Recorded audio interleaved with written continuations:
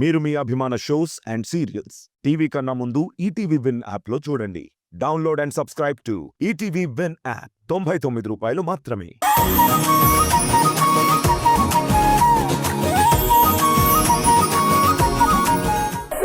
రాధా, నాకు చాలా ఆకలిగా ఉంది. ఇప్పుడు అమ్మా నాన్నలు కూడా ఇంట్లో లేరు. అనవసరంగా నాతో గొడవ పడుకో అని చెప్తున్నా వినకుండా నేను తింటున్న ప్లేట్ ని విసిరి కొట్టింది.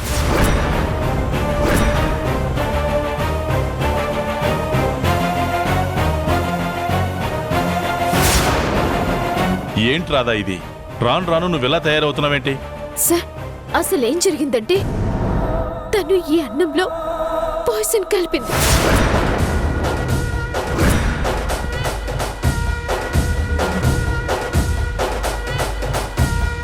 ఈ అన్నాన్ని పెద్ద మేడంకి పెడతానని బెదిరించింది.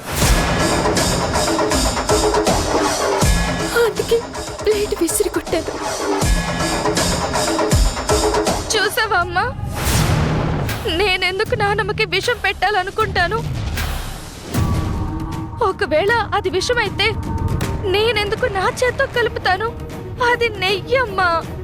కావాలంటే ఇదిగో చూడండి మీరే.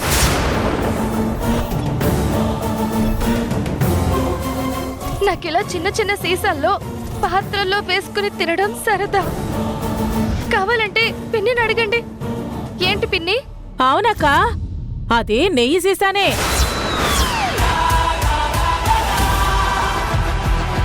గాయత్రి కావాలనే ఆ నెయ్యిని సీసాల్లో వేసుకుని తింటోంది. తనకలా తినడం సరదా అంట. నిన్ను కావాలని రెచ్చగొట్టాలని నెయ్యిని పాయిజన్ అని నిన్ను నమ్మించేలా చేశాను. కరెక్ట్గా అమ్మ వాళ్ళు వచ్చే టైంకి నిన్ను రెచ్చగొట్టి ప్లేటు పడేసేలా చేసి అమ్మ వాళ్ళ ముందు నిన్ను ఫోల్ని చేశాను. ఈ సత్య కావాలని ప్లాన్ ప్రకారం ఇదంతా చేసింది. అనవసరంగా నేనే తొందరపడి అమ్మ వాళ్ళ ముందు మళ్ళీ దోషిగా నుంచున్నాను. నువ్వు నీలా ఇంతకు ముందులా ఉండుంటే నీలో నన్ను నేను చూసుకుని ఉండేదాన్ని. కానీ నువ్వు దుర్బుద్ధితో, ఆస్తి మీద ఆశతో, డబ్బు మీద ప్రేమతో నువ్వు మారిపోయావు. ఇప్పుడు నిన్ను చూస్తుంటేనే అసహ్యంగా ఉంది. నోటి దగ్గరున్న ముద్దని లాక్కుని తింటున్న ప్లేట్ని విసిరేశావు అంటే నువ్వు ఎంత దిగజారావో అర్థమవుతోంది. నువ్వు ఇంతకింత దిగజారి ప్రవర్తించినా నువ్వు కోరుకున్నది నీకు దక్కదు. నువ్వు ఏం ఆశించి ఇదంతా చేస్తున్నావో అది నీకు ఎప్పటికీ దక్కదు. నువ్వు ఎంత రాక్షసత్వంగా క్రూరంగా ప్రవర్తించినా, అసలు నువ్వు ఈ ఇంటి వారసురాలివి అయినా కూడా ఈ ఆస్తి అంతస్తు నీకు దక్కవు.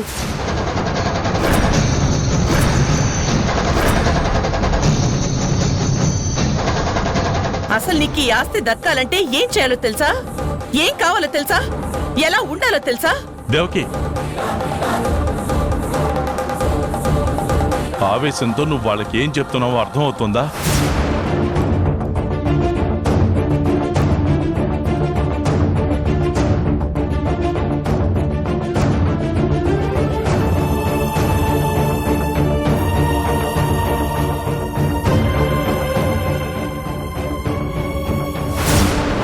ఏంటి రాధా, ఎప్పుడు చూసినా నీ ప్రవర్తనతో అక్కా బావగారిని ఇబ్బంది పెడుతూనే ఉంటావు.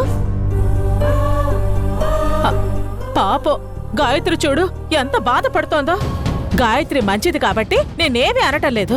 పాపం అలాంటి మంచి వాళ్లను ఇలా ఇబ్బంది పెట్టకూడదు.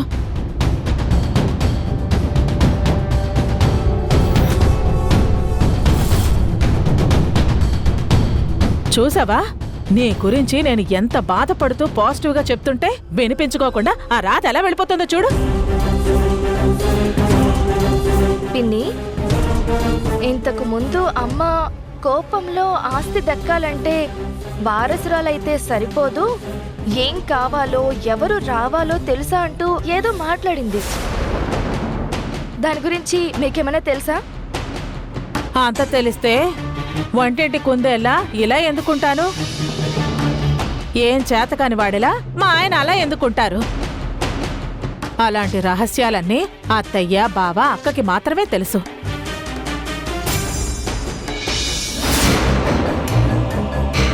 అమ్మ మాట్లాడిన మాటలకు అర్థమేంటి? అసలేమై ఉంటుంది? అమ్మా, నువ్వనుకుంటున్నట్టు నేను ఆస్తి కోసమో డబ్బుల కోసమో నీ కూతుర్నని చెప్పటం లేదమ్మా. నిజంగానే నేనే నీ కూతుర్ని. 20 సంవత్సరాలుగా మీరు ఎదురు చూసిన కూతుర్ని నేనేనమ్మా. మనకున్న శత్రువుల నుండి మన కుటుంబాన్ని కాపాడాలని, మీ ప్రేమని పొందాలని వచ్చాను, కానీ ఆస్తి కోసం అంతస్తుల కోసం కాదమ్మా.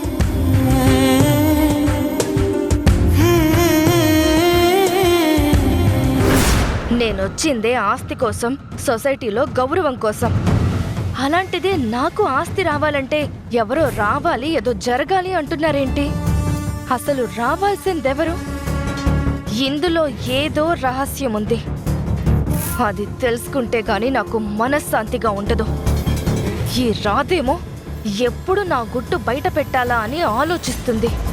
ఈ రాధ ప్లాన్ నుంచి నేను తప్పించుకొని ఆ భ్రమరాంబతో ఇంత ప్లాన్ చేసి నేను ఈ ఇంట్లో గాయత్రిగా స్థానం సంపాదించుకుంటే సడన్ గా ఆస్తి రావాలంటే ఎవరో రావాలి అంటున్నారేంటి?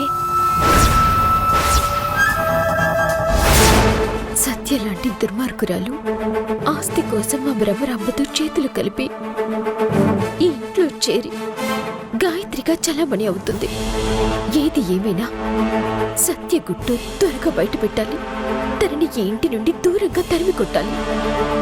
ఆ తర్వాత ఈ ఆస్తి విషయంలో అమ్మా నాన్నలు ఎందుకంత కంగారు పడుతున్నారో తెలుసుకొని దానికి సరైన పరిష్కారం చూడాలి.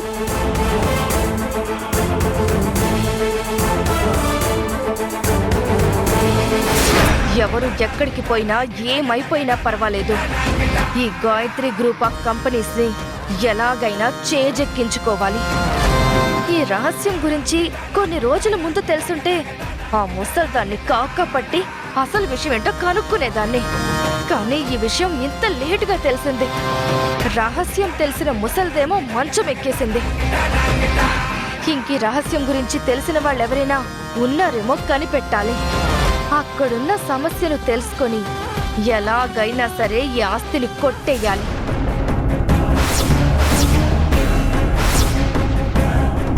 అమ్మ మాటలు విన్న తర్వాత ఒక విషయం మాత్రం తెలిసింది. ఈ ఇంటికి సంబంధించిన రహస్యం ఏదో ఉంది. దానివల్ల అమ్మా నాన్నలు కంగారు పడుతున్నారు. నాన్నమ్మని అడుగుదామంటే తనేమో చెప్పే పరిస్థితుల్లో లేదు. నాన్నమ్మ ఆరోగ్యం బాగైతే కానీ దీనికి పరిష్కారం తెలీదు. అన్నింటికీ ఒకే ఒక్క సొల్యూషన్. నానమ్మ త్వరగా కోలుకోవాలి.